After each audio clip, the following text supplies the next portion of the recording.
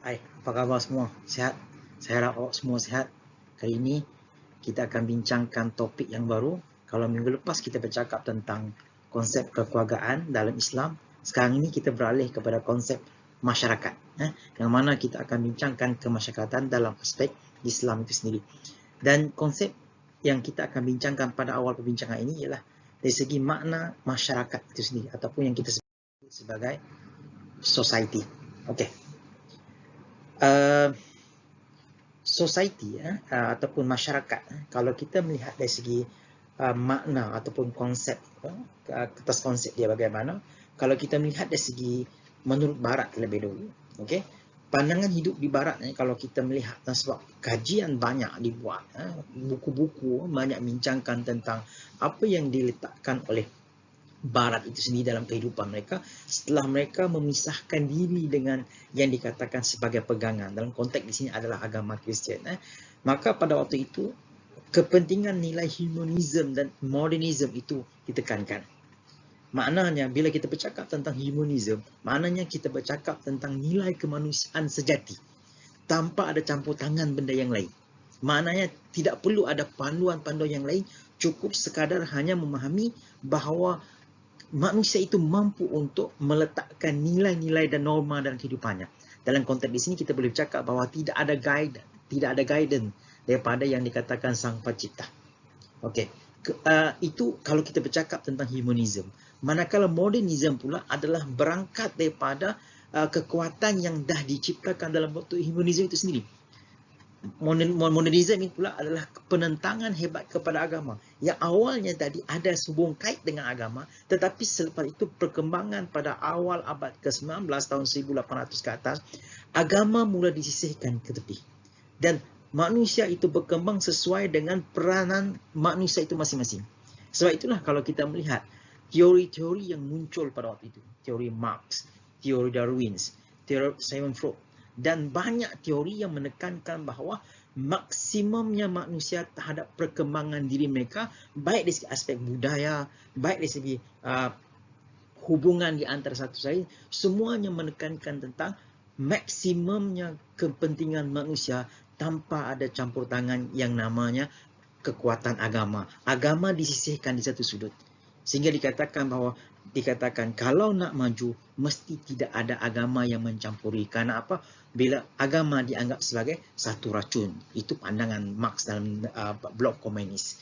Ini yang kita fahamkan. Sedangkan dalam konsep Eropah Barat lebih menekankan tentang kemenjadian manusia itu sendiri tanpa ada terikat dengan gereja dan sebagainya. Ini yang kita faham dalam konsep pada waktu itu yang menekankan dua konsep utama, humanism dan juga modernism.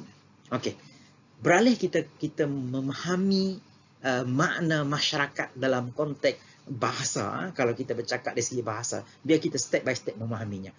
Pertama, kalau kita bercakap tentang bahasa dari segi epistemologi, kalau kita mengambil pandangan Dr. Sidi Ghazalba ini, dia yang memang popular dalam konteks pengajian sosiologi, dia mengatakan bahawa perkataan masyarakat itu dipinjam dari perkataan bahasa Arab iaitu syarikat.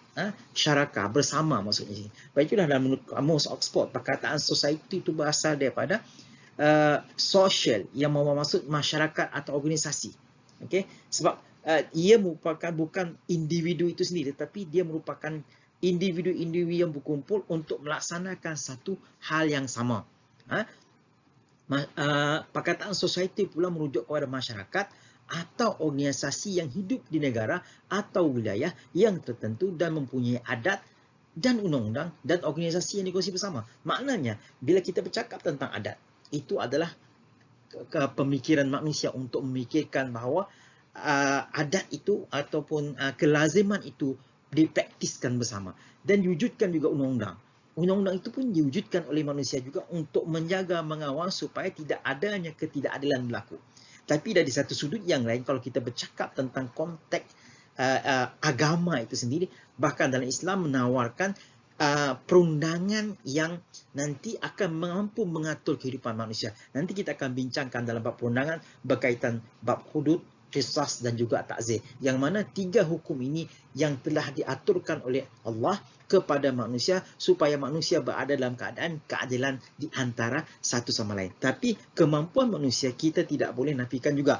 Namun walaupun ada kemampuan yang maksima, tetapi ada keterbatasan yang mana satu sudut manusia tidak mampu untuk memikirkan tentang hal-hal yang di luar kemampuan akal manusia. Sebab itulah dalam ajaran Islam, Islam mengatur perundangan yang sesuai kondisif dengan masyarakat.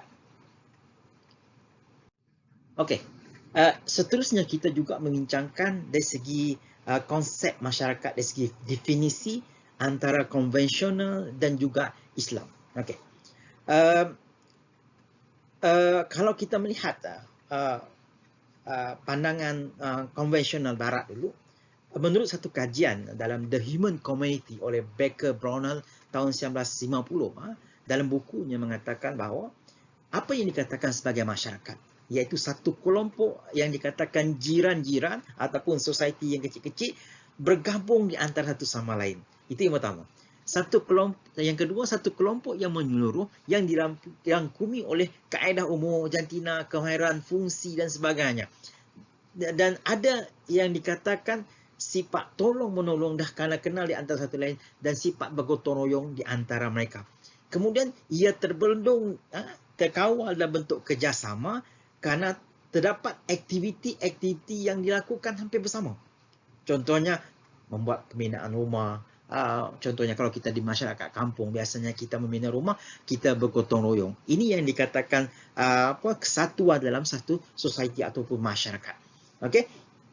Kemudian yang ketiga, yang keempat, kita bercakap mempunyai perasaan kasih mesra, sense of belonging. Walaupun tidak ada kaitan hubungan persaudaraan, tetapi oleh kerana memandangkan hubungan tersebut sudah dibentuk kerana sering bersama, akhirnya timbullah yang katakan saling memahami, saling mengerti, saling ada kesepaduan, saling menjaga dan menghormati di antara satu sama lain.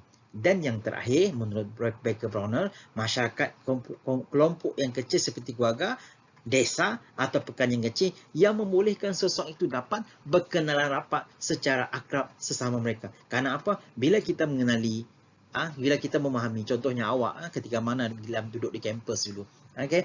Awak mula-mula tak mengenal, akhirnya berkenalan ketika mana dekat bilik. Bila dah mengenal satu bilik, 1 hari, 2 hari, seminggu dan sampai satu semester, awak dah mengenal siapa karakter kawan awak yang bersama dekat bilik, dekat kolej masing-masing. Itu awak kena faham. Apatah lagi awak duduk dalam kolej yang cukup besar jumlah penduduk. Boleh dikatakan sebagai penduduk ataupun konteks masyarakat yang ada di kampus UiTM. Okey. Kalau kita melihat pandangan sarjana Islam dari segi definisi istilah masyarakat, saya pinjam lagi di Sidi Ghazal ini, dari segi istilah mengutamakan dua perkara.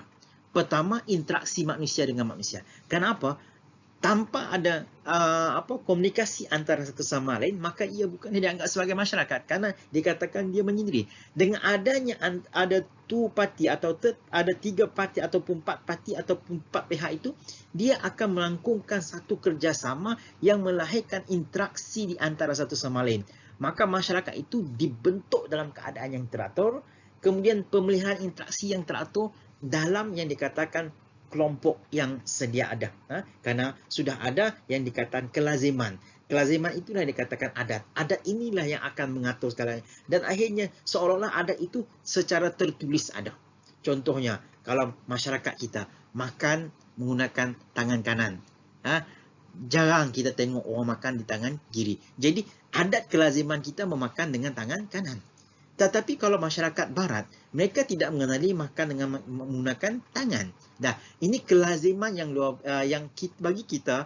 bagi mereka apabila mereka mengamalkan makan dengan tangan kanan, maka mereka akan kekok sebab ia bukan menjadi kelaziman salah satu masyarakat, terutamanya masyarakat Barat.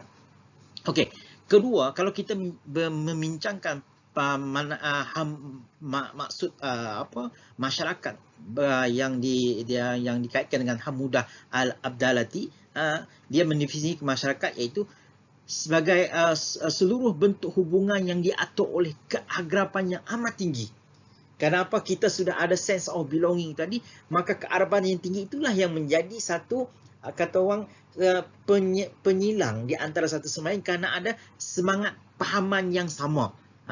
Kerana apa? Tindakan pergaulan dari sehari ke sehari dengan antara satu sama lain. Maknanya kita bercakap, kita bermesra, kita tahu sama-sama suka, kita tahu yang tak suka kita akan tolak ke tepi. Ini yang kita sudah dikatakan sebagai satu keakraban yang amat tinggi. Dan kalau kita bercakap tentang tokoh-tokoh Islam yang lain, dia lebih menjuruskan kepada dua hal. Apa dia? Pembangunan yang seimbang yang ada di dunia ini juga, di samping yang ada di dunia ini yang bersifat fizikal, tapi juga menekankan tentang tuntutan yang mana nanti tuntutan di akhirat. Maknanya life after. Maknanya selepas kematian kita ada lagi satu kehidupan. Maka disitulah ada terdorongnya, iaitu pemahaman dalam konteks masyarakat Islam bahawa kehidupan dunia ini adalah jambatan untuk menuju ke akhirat. Ini yang kita kena fahamkan, bahawa bukan hidup di dunia ini saja yang kita lihat. So, hidup di dunia ini adalah proses untuk kita menuju yang dikatakan hidup di akhirat. Okey, kalau kita melihat masyarakat dunia, kita mengenali pelbagai watak karakter masyarakat yang ada di dunia ini. Kita melihat masyarakat Eropah, bagaimana kita melihat masyarakat Eropah yang terdiri daripada Eropah Barat dan juga Eropah Timur. Yang dikatakan Eropah Barat lebih kepada pahaman nasionalisnya, kalau Eropah Timur lebih kepada pandangan komunisnya. Kemudian kalau kita melihat masyarakat India, India ini terbagi kepada India Utara dan India Selatan. Kalau Parsi, kalau kita boleh melihat kepada yang kita kenal dengan masyarakat Iran. Kalau dulu Parsi itu dia mengamalkan ajaran agama Zoroaster, iaitu agama menyembah api. Kalau masyarakat Arab, kita mengenali mereka dulu adalah masyarakat Jahiliyah, yang mana mereka dikatakan sebagai mengamalkan, iaitu ajaran yang tidak berlandaskan ajaran Islam sebelumnya.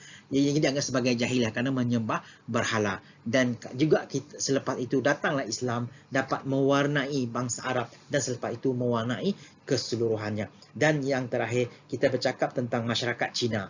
Masyarakat Cina yang dikatakan kemodenan yang cukup luar biasa, sehingga dikatakan bahawa kemodenan yang kebanyakan ada di dunia ini, kita banyak mengambil temadun daripada Cina.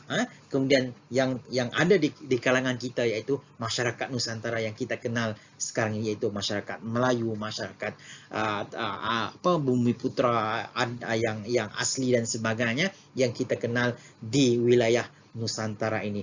Ini kalau bahagian ini awak boleh baca dalam nota yang lengkap yang saya bagi kepada awak semua.